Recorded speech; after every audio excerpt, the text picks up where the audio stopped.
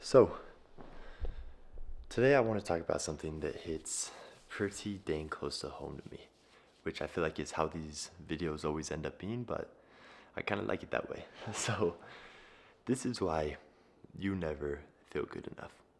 Now, you probably are watching this video because you're like, oh my gosh, I never feel good enough. How did you know? It's because it's meant to be that way. Look, as we are wired as individuals, aren't really good at change. We're very, very good at adapting, though. What do I mean by this? So, let me tell you a little bit of a story. So, recently I've been getting super into YouTube again. I've been doing YouTube for 9, 10 years at this point, but recently I've been really getting back into it. I've been really focusing on different camera angles. It's been exciting again. Well, here's the thing. As I start getting into these crazy new camera angles that once were so exciting, I was like, oh my gosh, this is such a sick shot. Well, as I keep doing that shot more and more, eventually it starts to lose that effect. Because that thing is now becoming routine, it's becoming a habit, it's becoming who I am as an individual. It's no longer this exciting, entertaining thing because it's happened so many times. It's all my brain knows at this point. This same exact thing that I experienced goes for everything in life. We get into these new things that are extremely exciting. They give us that rush, that adrenaline. It gives you a little bit of extra confidence. You feel like you're doing something insane, something so purposeful. But then it becomes routine to the point where it no longer is exciting. And you have to go out searching for that next thing, how you can level up, how you can improve. Now, look, that's fantastic. It keeps us from being complacent, being stable with where we're at, and really makes us push forward towards growth, towards success. Things in life, I mean, look at the best people in the entire world, the most successful people, should I say, in terms of money. They all experienced so much pain, so many plateaus, so much struggle, but they still pushed through and got to where they are today. As humans, we have to keep evolving. Otherwise, we're going to stay where we are, and that's not how life is meant to be lived, in my opinion. So, we are wired that way. We learn things, they are exciting, and then they're complacent. It's a habit, it's who you are. Which forces us to go look for that next thing, to be exciting, to improve even further. Now, this is great, but where this becomes an issue is when you stop pushing for that next thing, stop trying to improve. Because at that point, even though you're doing a lot of stuff, even though now the stuff you're doing today, you a couple of years ago would look at you now and be like, wow, how's he balancing all of this stuff? Or how is he being so successful? How is he, wow, he works out every day.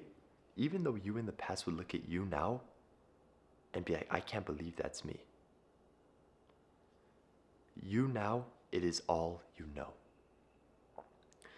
So if you get to that point and you say, oh, I'm sick of this little chase. I don't like doing all of this. I don't want to improve anymore. I don't have time to improve anymore.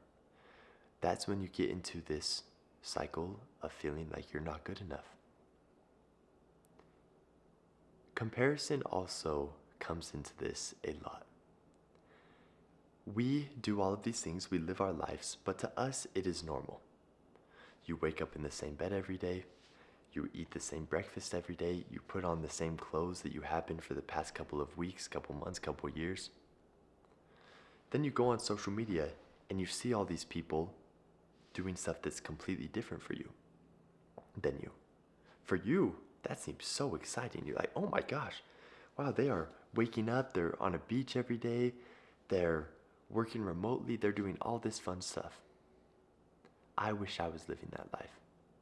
But guess what? To that person, even though it may seem crazy to you, that is normal for them. They have that same feeling of complacency that you feel.